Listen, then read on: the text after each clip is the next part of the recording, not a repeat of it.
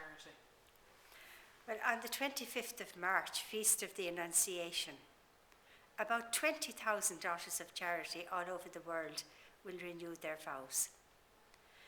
This isn't simply a renewal of devotion, because the night before, the vows will have expired, and each sister has to make the decision to renew her commitment to the Lord by vow on the next day.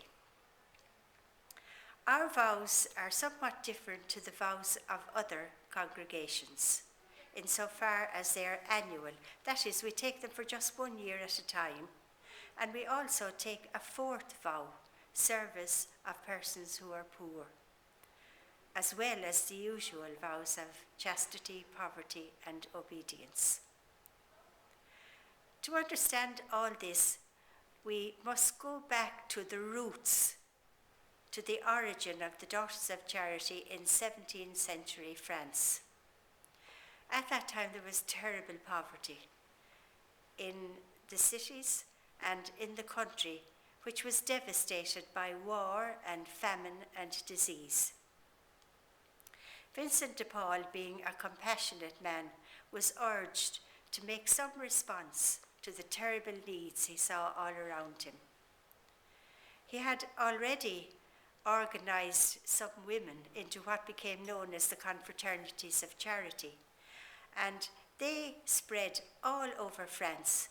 And in the capital, Paris, there was a confraternity in almost every parish.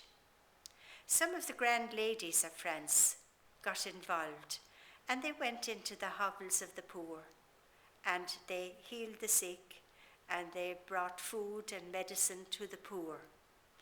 And this went very well for some time, but after a while, some of them got tired of it, and they started sending their servants to replace them.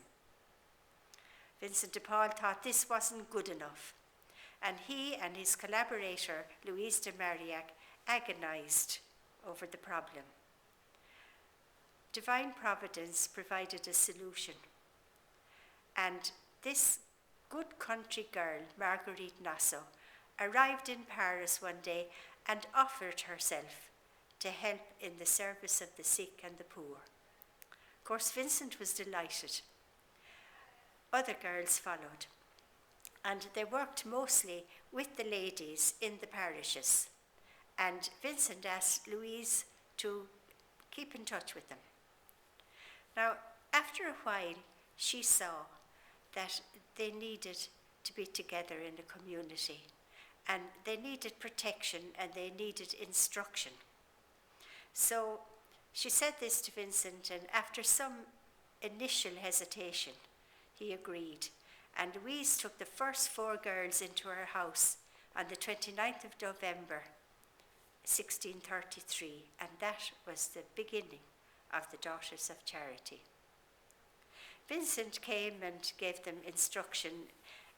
He wanted them to be, first of all, good Christians, but he also wanted them to give themselves totally to God for the service of Christ in the poor. And he avoided, like the plague, anything that could brand them as nuns. Not that he had anything against nuns, but at that time religious women were cloistered, and Vincent wanted his girls to be free to go out into the streets of the city and into the houses of the poor. There was no mention of vows for about 8 years. And then one day he mentioned it tentatively, and the seed fell on fertile soil. A year later, in 1642, Louise and 4 girls made perpetual vows. For some time after that, vows were optional. Some made perpetual vows, some made annual vows, and some didn't make any. And then in 1660, I think that was after the death of the founders, it became standard that all the sisters would make vows after 5 to 7 years, and then that there would be annual vows. And that practice has endured right up to the present day. Now you might ask, why all this fuss? Because most religious now with perpetual vows can come and go for their services. I suppose it is because it's very much part of our identity and we have been recognised as such by the Church. So every daughter of charity looks forward very much to the 25th of March, Feast of the Annunciation, when she can renew her commitment to the Lord. And on that day, a great current of renewal sweeps through the whole company, which is now established in about 90 countries all over the globe.